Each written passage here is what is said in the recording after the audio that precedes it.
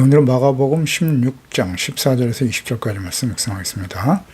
16장 14절에서 20절 말씀 있습니다. 그 후에 11 제자가 음식을 먹을 때에 예수께서 그들에게 나타나사 그들의 믿음 없는 것과 마음이 완악한 것을 꾸짖으시니 이는 자기가 살아난 것을 본 자들의 말을 믿지 아니함이니라. 또 이르시되 너희는 온 천하에 다니며 만민의 복음을 전파하라. 믿고 세례를 받는 자들은 구원을 얻을 것이요 믿지 않는 사람은 정죄를 받으리라. 믿는 자들에게는 이런 표적이 따르니 곧 그들이 내 이름으로 귀신을 쫓아내며 새 방언을 말하며 뱀을 집어올리며 무슨 독을 마실지라도 해를 받지 아니하며 병든 자에게 손을 얹은 즉 나으리라 하시더라. 주 예수께서 말씀을 마치신 후에 하늘로 올려지사 하나님 우편에 앉으시니라. 제자들이 나가 두루 전파할새 주께서 함께 역사하사 그에 따르는 표적으로 말씀을 확실히 증언하시니라. 아멘. 부활 승천하시기 직전 마지막 명령과 사명. 마가복음 마지막 시간이네요.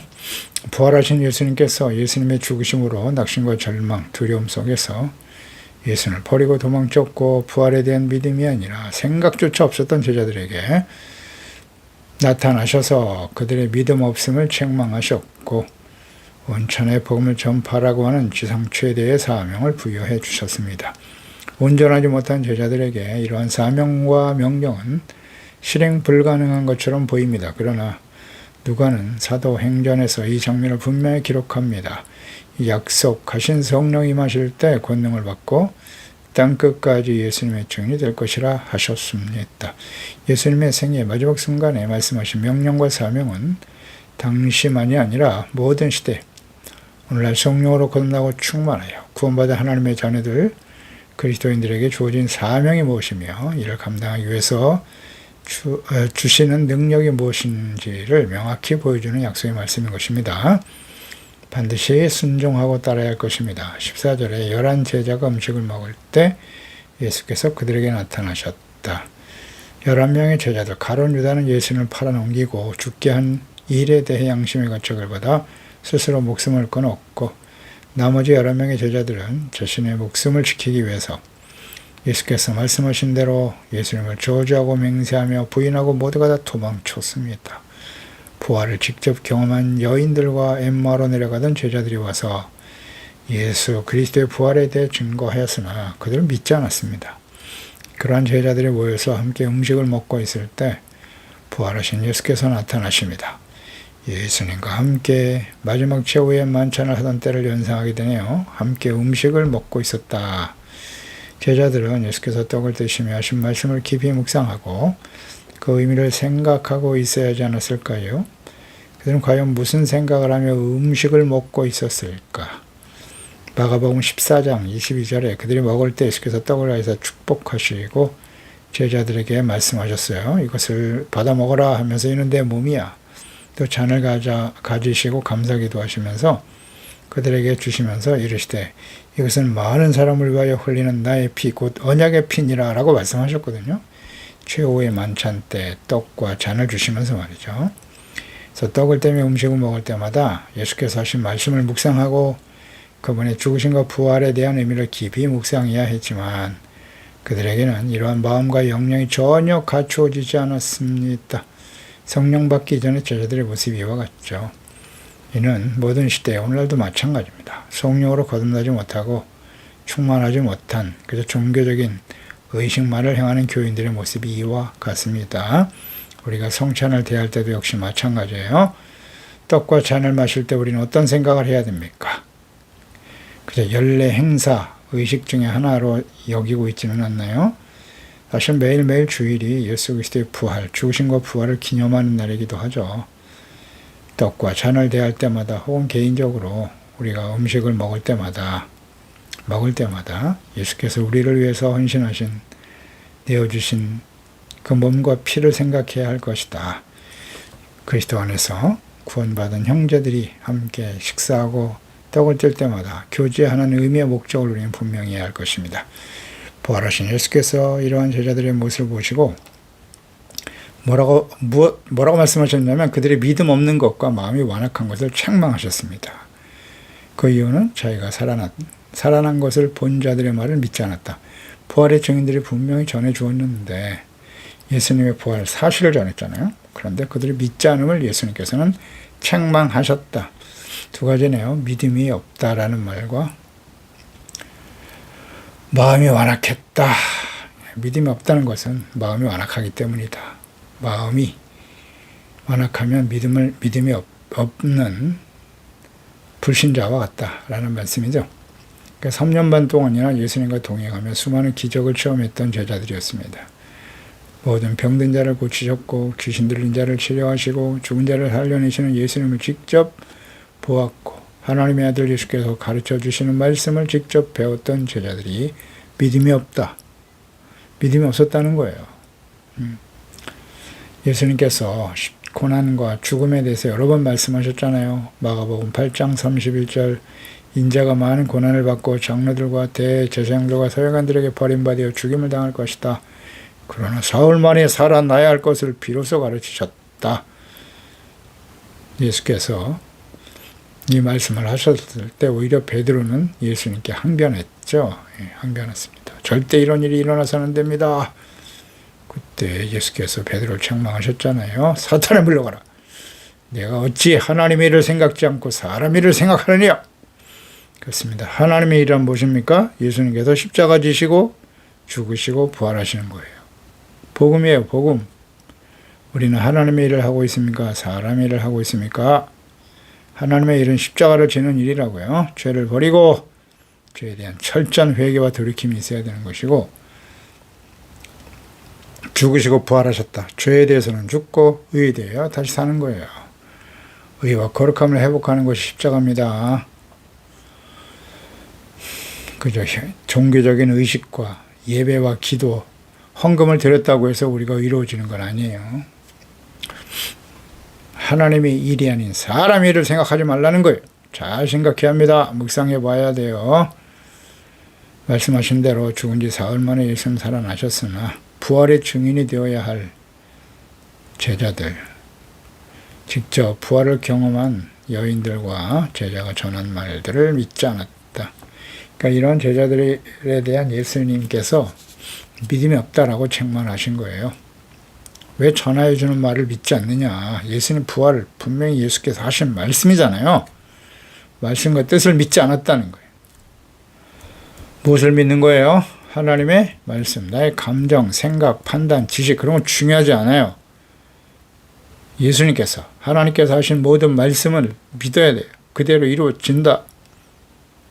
예수님을 그리스도의 하나님의 아들이라고 고백했고 주님과 함께 동행했으며 말씀을 듣고 배웠지만 믿음이 없었다. 하나님의 말씀이, 예수님의 말씀이 성취된다는 사실에 주목하지 않았다는 거예요. 예수께서 마태복음 17장 20절에 너희 믿음이 작은 까닭이라 진실로 너에게 이르노니 만일 너에게 믿음이 겨자씨 하나만큼만 있어도 이 산을 명하여 여기서 여기로 옮겨지라 하면 옮겨진다 하셨어요. 너희가 못할 것이 없으리라. 겨자씨 하나만큼의 믿음이 없다는 거죠. 내가 가진 믿음이 중요한 게 아니고 하나님의 믿음, 말씀이 성취되어진다. 그 말씀을 반드시 이루실 하나님께 대한 믿음을 가져야 돼요. 말씀과 하나님께 대한 믿음인지 내 자신 스스로를 믿으려고 하는 것인지 잘 분별할 수 있어야 합니다. 그래서 믿음이 없는 제자들을 책망하신 거예요. 그래서 믿음이란 무엇인고 다시 한번 강조해야 됩니다. 믿음이란 지, 정, 의가 포함되어 있어야 된다 그랬어요. 지, 먼저 하나님이 누구신가, 지식. 예수 그리스도가 누구신가. 그 말씀하신 바를 반드시 이루시는 신실하고 전능하신 하나님의 아들 예수 그리스도를 아는 것이 믿음이고 영생이에요. 또 그분의 말씀이 진리며 반드시 성취될 것임을 내가 믿고 동의해야 돼요. 두 번째 단계, 동의하는 단계 혹은 그 말씀에 드러난 자신의 죄를 깨닫고 회개하고 돌이키는 단계, 그 다음 그 말씀을 온전히 순종하는 의지적 결단까지, 여기가 믿음이라고요. 항상 생각하세요. 우리는 어느 단계에 머물러 있는가. 그 중에 하나라도 결여되어 있다면 그건 온전한 믿음이 아닙니다. 당시 제자들은 예수님을 그리스도의 하나님의 아들이라는 지식이 있었어요. 알고 고백했다고요.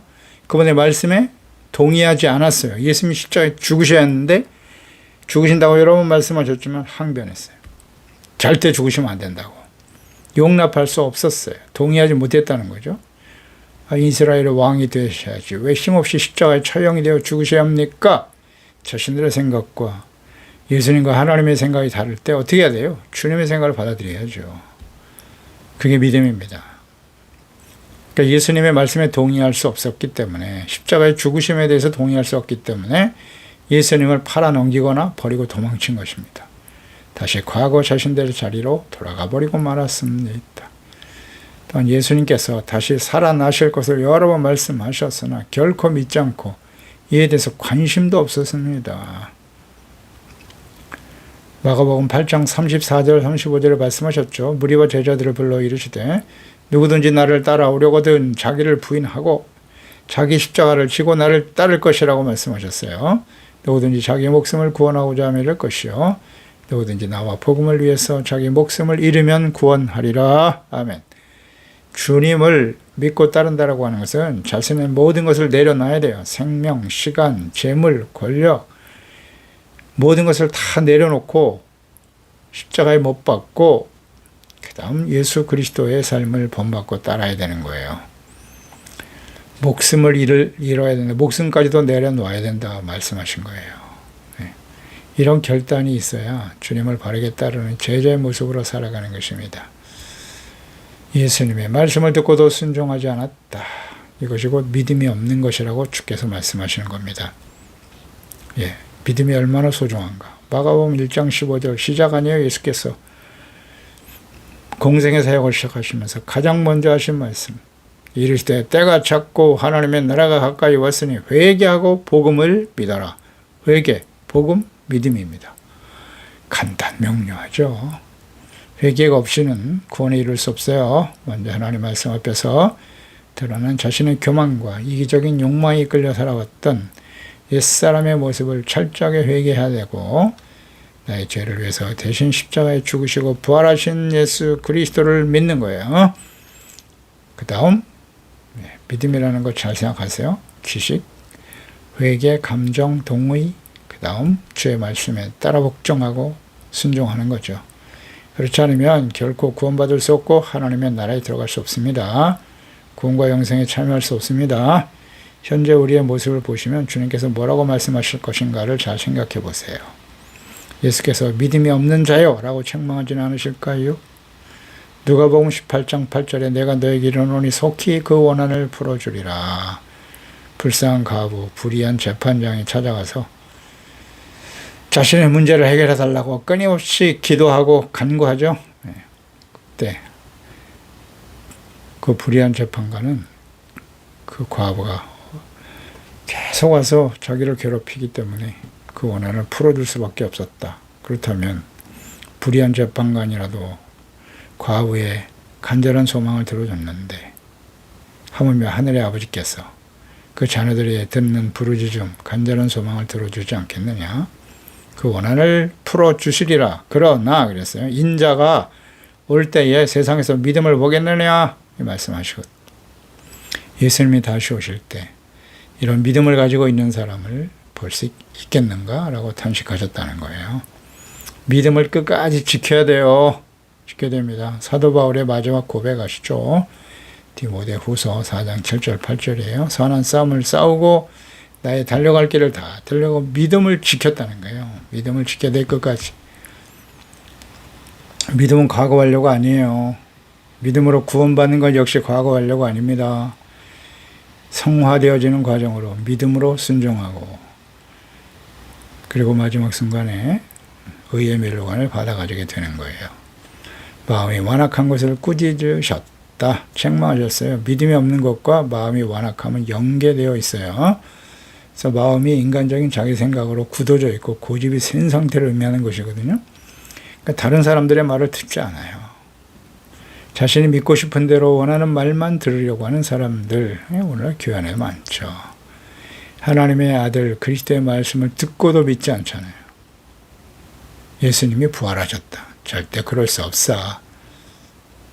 마음이 이렇게 완고한 사람들은요. 하나님과 그분의 말씀을 진리로 믿고 동의하지 못하고 더욱이 순종할 수도 없어요. 이건 사실 육에 속한 사람인 거예요. 종교적인 모습을 가지고 있고 예수님과 3년 반 동안 같이 있는 제자였으나 이렇게 믿음이 없잖아요. 예수님께서. 마음이 완고하잖아요. 완악하자. 예수님 책망하셨거든요. 그럼 왜 그랬을까? 로마서 8장 7절로 8절에 육신의 생각은 하나님과 원수가 되나니 이는 하나님의 법에 굴복하지 아니할 뿐만 아니라 할 수도 없다고 그랬어요. 육신의 생각을 가지고 있었다는 거예요. 왜 안 믿었어요? 예수님이 십자가에 죽으시고 사흘 만에 부활하실 것을 끊임없이 말씀하셨는데 자기 생각이란 말이에요. 육신의 생각을 가지고 살았다는 거예요. 육신에 있는 자들은 하나님을 기쁘시게 할 수 없다라고 말씀하시거든요. 그러니까 육신에 속한 사람들은 그 마음이 완악해서 하나님의 말씀에 굴복하거나 순종할 수 없다는 거예요. 그래서 하나님을 기쁘시게 할 수 없다. 히브리서 11장 6절 아닙니까? 믿음이 없이는 하나님을 기쁘시게 하지 못한다. 하나님께 나아가는 자는 반드시 그가 계신 것과 그가 자기를 찾는 자들에게 복 주시는, 상 주시는 이심을 믿어야 할 것이다. 그러니까 제자들이 이렇게 마음이 완악하고 믿지 않았다는 것은 이들이 육신에 속한 사람들이 아닐까요? 오늘 우리가 예수님의 말씀과 예수님이 지금도 살아계신 하나님의 아들 그리스도이심을 믿고 그분이 십자가에 죽으심과 부활을 진정으로 믿고 따르고 있나요? 주님의 말씀을 순종하고 있나요? 육신에 속한 사람 아닐까요? 육신의 생각, 하나님을 기쁘시게 할 수 없고 하나님 법에 굴복하지 아니할 뿐만 아니라 그랬잖아요. 이들이 육신의 생각을 가진 사람들이 하나님과 원수가 된다. 우리가 과거에는 그렇게 살았어요. 그런데 하나님의 은혜로 죄사함 받고 육신의 사람에서 영의 사람으로 거듭나게 하셨는데요. 매 순간 결단해야 돼요. 15절에 또 이르시되 너희는 온 천하에 다니며 만민의 복음을 전파하라. 사명이네요. 믿고 세례를 받는 사람은 구원을 받지만 믿지 않는 사람은 정죄를 받는다 그랬어요. 제자들에게 주신 사명이죠. 모든 시대에 그리스도인들에게 주신 사명이에요. 제자들을 택하여 부르시고 훈련하신 목적이기도 하고요. 그렇죠? 우리를 구원하신 주님의 뜻이 잘 나타나 있죠. 우리를 구원하신 목적이 무엇인가? 주어진 사명의 핵심은 두 가지입니다. 하나는 복음 전파의 대상은 만민이다 그랬어요. 모든 족속이에요. 대상을 차별할 수 없어요. 어떤 사람은 구원받을 수 있고 어떤 사람은 구원받으면 안 된다. 그렇잖아요. 만민입니다. 모든 사람 복음의 보편성이에요. 차별해서 전하면 안 돼요. 반드시 만민에게 복음을 전파하라. 두 번째는 구원은 오직 복음을 믿음으로 얻는 것이다 그랬잖아요. 믿는 사람은 구원을 받고 믿지 않는 사람은 정죄를 받는다. 믿고 세례를 받는다. 그 믿음의 외적인 고백이자 표현이기도 하죠. 믿지 않는 자에게는 심판이 따릅니다. 세례를 받는다는 것은 믿음의 구체적인 고백과 실행이에요. 세례, 침례를 받음으로써 물속에 자신의 육신의 정욕, 육의 생각을 가지고 살아왔던 육의 사람을 장사 지내고 죄에 대해서 죽고 의에 대하여 다시 살겠다. 하나님의 자녀로 의롭다함을 얻은 하나님의 자녀로 살아갈 것을 믿음으로 고백하고 결단하는 것이 세례죠. 그러나 믿지 않는 자들은 반드시 심판을 받습니다. 그렇기 때문에 우리에게 주어진 사명은 사실 그렇게 복잡하지 않습니다. 사명은 복음 전파하면 되는 거예요. 마태복음 28장 19절 20절 모든 족속으로 가서 모든 민족을 제자로 삼고 아버지와 아들과 성령의 이름으로 세례를 베푸는 거예요. 내가 너에게 분부한 모든 것을 가르쳐 지키게 하라. 그럴 때 내가 세상 끝날까지 너희와 항상 함께 있을 것이다. 주님이 항상 우리와 함께 하시는 이유는 이 주어진 사명을 잘 감당할 수 있도록 하기 위해서. 독생자를 보내신 것은 모든 믿는 자들에게 심판이 아닌 구원을 받게 하려 하심입니다. 그러나 그를 믿는 자는 심판을 받지 않는 것이요 믿지 아니하는 자는 하나님의 독생자 이름을 믿지 않기 때문에 벌써 심판을 받은 것이다. 그러니까 우리는 복음 전파의 사명에 충실해야 합니다. 듣고 믿는 자와 믿지 않는 자가 있어요. 그것은 우리가 어떻게 할 수 없어요. 믿는 자는 구원이고 믿지 않는 자는 심판이거든요. 그러니까 우리에게 주어진 책임은 뭐 심판이 아니라요. 구원과 심판 우리의 책임이 아닙니다. 우리는 복음 전파의 사명에 충실하면 돼요. 우리가 사람들을 심판할 권세는 없습니다. 다만 복음을 전하는 일에 최선을 다해야 돼요. 그러면 그 복음을 듣고 믿는 자는 하나님이 택한 자예요. 그렇겠죠?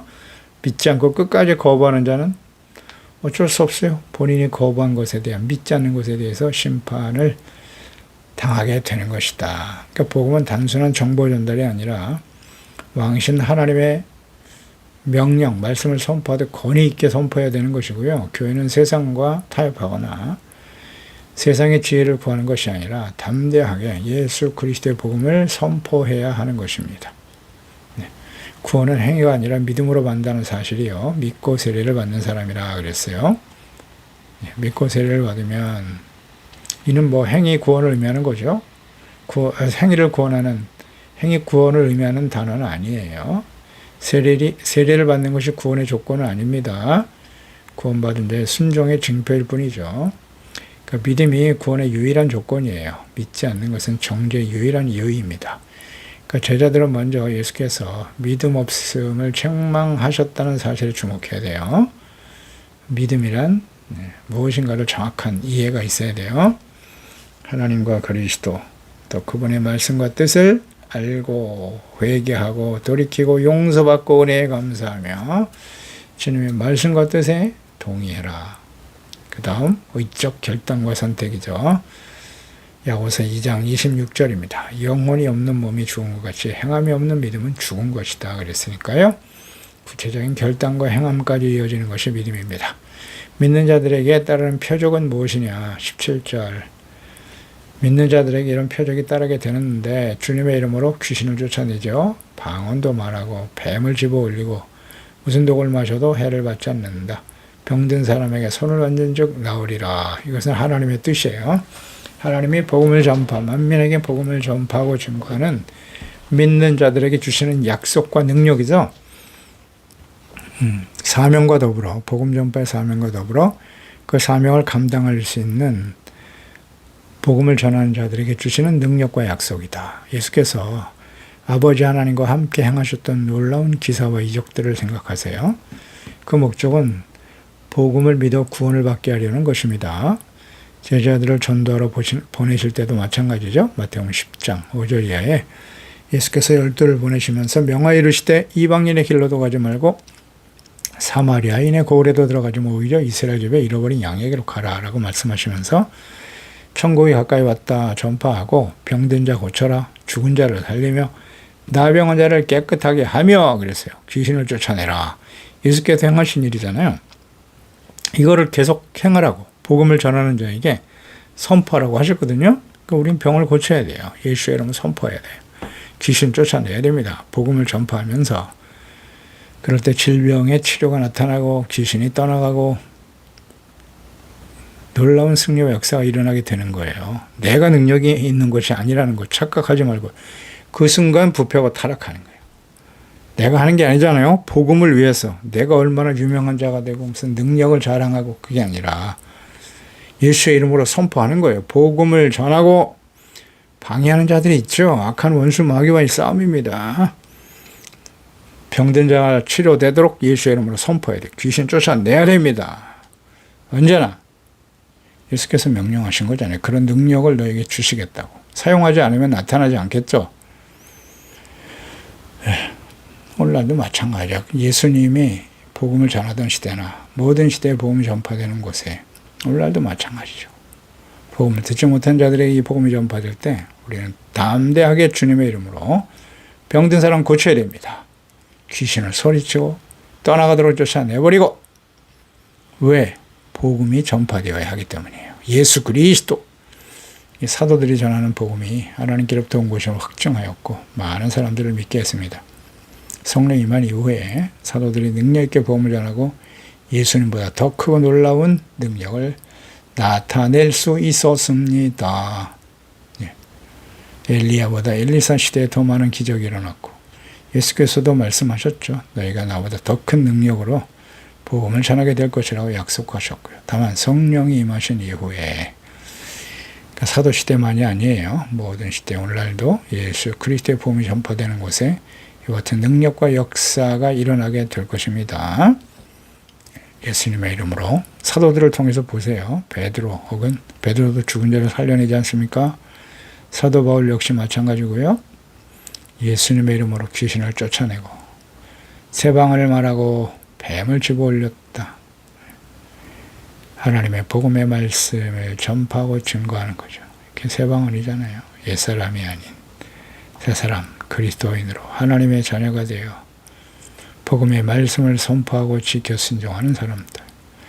무슨 독을 맞춰도 해를 받지 않는다. 사도 바울이 죄인으로 로마로 호송되는 과정에서 광포를 만나죠. 유라굴로라고 하는 광포를 만났고 멜리데 섬에 올라가게 되죠. 그때 사도행전 28장 3절 이하죠. 바울이 나무 한 묶음을 걷어 불에 던졌는데 뜨거움으로 말리면 독사가 나와서 바울의 손을 물고 있어요. 원주민들이 생각했죠. 이 짐승이 그의 손에 매달려 있음을 보고 서로 말하되 진실로 이 사람은 살인자로다. 바다에서는 구조를 받았으나 공의가 그를 살리지 못하게 하미로다. 이 공의와 심판에 대해서 제대로 이해하고 있네요.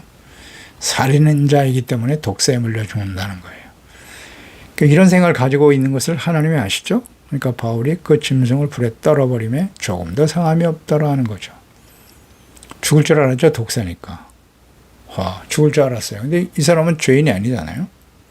살인자이기 때문에 독사에 물려 죽는 것이다. 그들의 잘못된 생각을 바로잡으려고 하시는 거죠. 정말 죄인이었다면 죽어도 상관없는 거죠. 사도 바울은 지금 멜리데에 도착해서 하나님이 계획하신 대로 그들에게 복음이 전파되고 많은 사람들이 구원을 받게 하려고 하는 하나님의 도구였다. 죽을 수가 없는 거죠. 붙든지 갑자기 쓰러져 죽을 줄로 여겼는데 기다려도 아무 이상이 없거든요. 그래서 그들의 생각이 바뀌게 되죠. 그를 신이라 하더라. 이건 신이다. 이로 인해서 멜리데 섬 사람들이 사도 바울이 행한 치료의 기적과 복음을 듣고 많은 사람들이 믿게 되었다는 사실이죠. 멜리데는 오늘날 지중해의 섬이 몰타를 의미하는 거죠. 몰타가 오늘날도 인구의 90%가 가톨릭이죠. 개신교도가 5.3% 정도 된다고 해요. 기독교인이 되었어요. 지금까지도. 복음을 들은 몰타는 지금도 대부분의 사람들이 예수를 믿고 있더라. 사도 바울에 의해서 전해진 복음이 말이죠. 얼마나 복음이 놀라운 능력을 행하고 있는가를 알 수 있겠죠. 복음 전파의 사명과 함께 믿는 자들에게 주시는 표적과 능력이죠. 그러니까 예수께서 행하신 기적과 능력과 역사들, 오직 복음을 믿어 구원받게 하시기 위함이라는 거에 주목해야 돼요. 내가 얼마나 대단한 사람이냐. 그러면 하나님의 능력이 사라집니다. 교만이 들어오면 사라져요. 목적과 의미를 바르게 이해해야죠. 요한복음 14장 10절 이하에 제자인 빌립이 예수님께 아버지를 보여주라고 하셨을 때 예수께서 하신 말씀이죠. 내가 아버지 안에 거하고 아버지는 내 안에 계신 것을 내가 믿지 아니하느냐. 내가 너에게 이르는 말은 스스로 하는 것이 아니야. 아버지께서 내 안에 계셔서 그의 일을 하시는 것이다. 내가 아버지 안에 거하고 아버지께서 내 안에 계심을 믿어라. 그렇지 못하겠거든 행하는 그 일로 말미암아 나를 믿어라. 이런 말씀하셨거든요. 행하신 그 일로. 그러니까 예수님이 행하신 모든 것은 예수님 스스로 개인의 능력으로 하신 것이 아니라 아버지께서 예수님 안에 계심으로써 이루신 일이라는 사실. 마찬가지로 오늘 예수 그리스도 성령 안에 예수 그리스도 안에 하나님 아버지께서 우리와 함께 하시다. 성령을 보내주심으로 성령이 우리 안에 계실 때 예수 그리스도와 우리가 연합되고 아버지 아들과 성령이 하나 되어진다는 거죠. 이것이 바로 요한복음 14장 16절, 17, 18, 19절, 20절까지 이어서 주신 약속이잖아요. 성령이 우리 안에 계시면 주님이 우리 안에 우리가 주님 안에 하나 되어질 것이다. 그래서 예수님이 행하신 일들을 지금도 행하고 계신 것입니다. 자, 이 말씀, 이 명령과 약속을 주시고 19절에 주 예수께서 말씀을 마치신 후에 하늘로 올려주셨다. 하나님 우편에 앉으시니라. 예수님의 부활과 승천은 끝이 아니죠. 새로운 시작입니다. 제자들에게 주신 만민에게 복음을 전파라고 하시는 이 사명에서 우리는 확인할 수 있습니다. 예수님은 하늘 보좌에서 지금도 약속하신 성령을 우리에게 보내주시고 지금도 우리와 함께 일하고 계십니다. 무슨 일을 하고 계신 거예요? 복음이 땅 끝까지 전파되도록. 20절에 제자들이 나가 두루 전파할새 주께서 역사하사 그 따르는 표적으로 말씀을 확실히 증언하게 하셨습니다. 제자들이 나가서 전파했다. 그러니까 복음이 전파될 때 주께서 함께 하시는 거예요. 이것이 모든 교회에 주신 이 사역이 인간의 노력이나 능력으로 되는 것이 아니고요. 주님의 능력으로 이루어지는 것임을 보여줍니다. 주께서 함께 역사할 때 먼저 두루 전파하는 것이 중요해요. 만민에게 복음을 전파하고 증거하는 일을 삶의 목표로 삼고 사명으로 확신하고 이 복음이 전파되는 일을 위해서 사용될 때 하나님이 함께 하신다는 거죠. 그래서 함께 역사하사 확실하게 따르는 기사와 이적과 표적을 통해서 주님의 말씀, 복음이 전파될 것이다. 사명에 순종하여 성령 충만한 제자들이 나아가 복음을 전할 때 주시는 약속이죠. 반드시 이루어지죠. 주님께서 친히 함께 일하시면서 이 약속된 표적을 통해서 복음이 예루살렘에서 유대와 사마리아 땅끝까지 전파되었습니다. 오늘날 우리에게 주어진 사명을 항상 생각하세요. 언제까지요? 마태복음 24장 14절 이 천국 복음이 모든 민족에게 증언되기 위하여 온 세상에 전파되리니 그제야 끝이 오리라. 예수님의 재림과 마지막 심판이 임박한 시대에 우리가 해야 할 일은 모든 민족에게 이 복음이 증언되도록 하는 것입니다. 그때 주님이 다시 오실 것입니다. 기도하겠습니다. 하나님 아버지, 우리가 마가복음 말씀을 묵상하면서 예수 그리스도가 누구신지, 왜 예수님이 십자가에 못 박혀 죽으셔야 했는지, 이 복음의 핵심이 무엇인가에 대해서 다시 한번 묵상하면서 마지막 부분을 우리가 묵상하게 됩니다. 예수 그리스도의 죽으심의 의미. 제자들은 마지막 순간까지도 예수님의 죽으심과 부활에 대한 믿음이 없어 책망을 받았습니다. 그들은 완악한 마음을 가지고 있었기 때문입니다. 예수 그리스도의 죽으심을 본받고 따르는 진실한 그리스도인으로 살아가고 있는지, 아니면 이기적인 욕망을 좇아서 하나님의 일이 아닌 사람의 일을 생각하며 주님을 따르고 있는 자들은 아닌지 다시 한번 깨닫게 도와주시고, 예수님께서 부활하여 승천하실 직전에 주신 사명, 너희는 가서 모든 족속으로 제자를 삼아 아버지와 아들과 성령의 이름으로 세례를 주고 내가 너희에게 분부한 모든 것을 가르쳐 지키게 하라. 만민에게 복음을 전파하라 말씀하시면서 이 주님의 약속의 말씀, 주신 사명을 마지막까지 붙들고 나아갈 때 믿는 자에게 주시는 하나님의 놀라운 능력과 역사심으로 말미암아 우리를 통해서 복음을 듣는 소중한 사람들, 먼저는 우리 가족들이죠. 우리 가족 전부가 이 복음을 믿고 구원받게 하시고 우리와 함께 살아가는 모든 사람들이 우리를 통해서 예수 그리스도의 복음을 믿음으로 구원받고 생명을 얻는 하나님의 놀라운 구원의 역사가 계속되게 하여 주시옵소서. 그래서 예수 그리스도 오실 그날 마지막 날까지 깨어 준비하여 쓰임받는 종들이 다 되게 하소서. 예수님의 이름으로 기도드리옵나이다. 아멘.